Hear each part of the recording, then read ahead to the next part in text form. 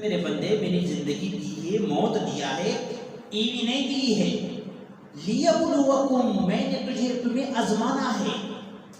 کس بارے میں آزمانا ہے؟ ایکم احسن عملا، کہ تم میں بہترین عمل کون کرے گا۔ یہ جو زندگی موت دیا ہے نا، اس لیے تاکہ میں تمہیں آزما سکوں کہ تم میں سے اس دنیا کے اندر بہترین زندگی اور بہترین عمل کون کرے گا۔ جو بہترین عمل کرے گا اس کے لیے قبر میں بھی راحت ہے، میدان محشر میں بھی راحت ہے، اور پھر اس کو وہ پروٹوکول ملے گا، اس کو وہ مقام ملے گا جس پر پوری انسانیت رشک کرے گی۔ حشر کا دن کیا ہوگا؟ 50,000 سال کا ایک دن ہے بھائی، اور آخرت کا ایک دن اس دنیا کے اعتبار سے، آخرت کا ایک دن دنیا کا 1000 دن، اس 1000 کو 50,000 میں ضرب لگا دو، آپ کو چکر آئے گا، آپ کو حساب کا پتہ نہیں چلے گا، اور وقت کیا کتنا آزمائش والا ہوگا۔ پوری میدان محشر کی ارد گرد جناب جہنم کو ارد گرد سارے جہنم، اس سے ایک خوفناک آواز نکلے گا، خوفناک ڈرانے والا۔ رب کا اتنا جلال، اتنا غصہ کہ اس دن سے پہلے کبھی نہیں ہوگا۔ یہ سورج ہمیں آسمان پہ نظر آتی ہے، آسمان اور زمین کے اوپر کتنا مسافات ہے، لیکن پھر بھی ہم دھوپ کے اندر، جون جولائی کی گرمیوں میں دھوپ کے اندر 5 منٹ کھڑے نہیں ہو سکتے، پاؤں جل جاتا ہے، یہاں سے گزرتے ہوئے پاؤں جل جاتا ہے۔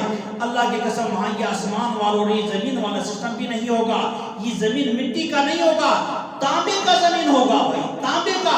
اور یہ سورج اس 500 فٹ یا 5000 سال کی مسافت پر نہیں، بلکہ 1 میل کی مسافت پر ہوگی۔ جب سورج 1 میل کی مسافت پر زمین نیچے سے تانبے کا ہوگا تو پھر گرمی کا کیا عالم ہوگا؟ ہاں، پھر گرمی کا کیا عالم ہوگا؟ گرمی کا عالم یہ ہوگا کہ انسان پسینہ سے ڈوبا ہوا ہوگا، اپنی اعمال کے اعتبار سے، کوئی گھٹنوں تک پسینے میں، کوئی ناف تک پسینے میں، کوئی اس گردن تک پسینے میں، کوئی ایسا بھی ہوگا کہ پسینے کے اندر ڈوبا ہوا ہوگا۔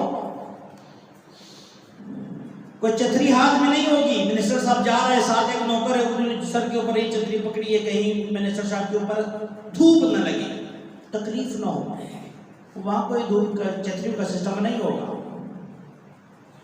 جسم کے اوپر کوئی کپڑا نہیں ہے، اس جسم کو چھپانے کے لیے کچھ نہیں ہے، اس کو گرمی سے محفوظ بنانے کے لیے کچھ نہیں ہے، سردی سے محفوظ بنانے کے لیے کچھ نہیں ہے۔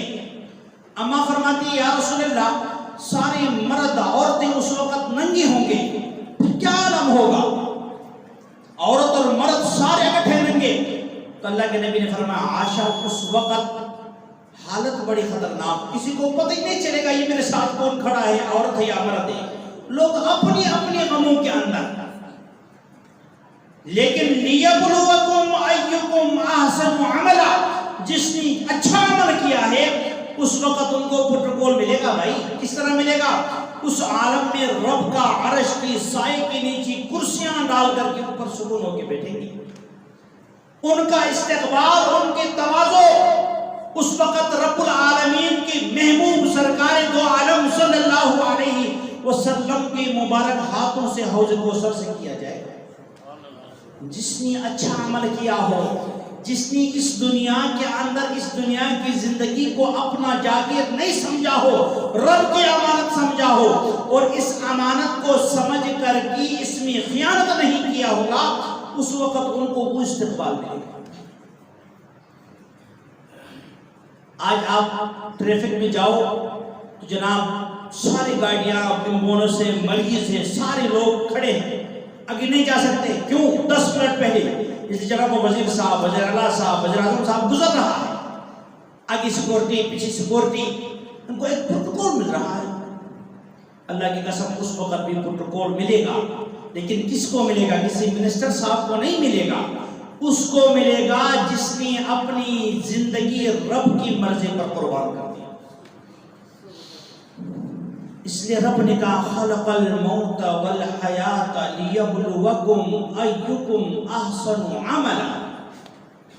میرے بندے، تمہارے ساتھ پر موت بھی ہے، زندگی بھی ہے، دونوں کا مقصد یہ ہے کہ میں تم سے یہ امتحان لے سکوں کہ اس زندگی کے اندر تم نے کیا عمل کرنا اور میرے پاس کون سا عمل لے کر آنا. فرمان میدان محشر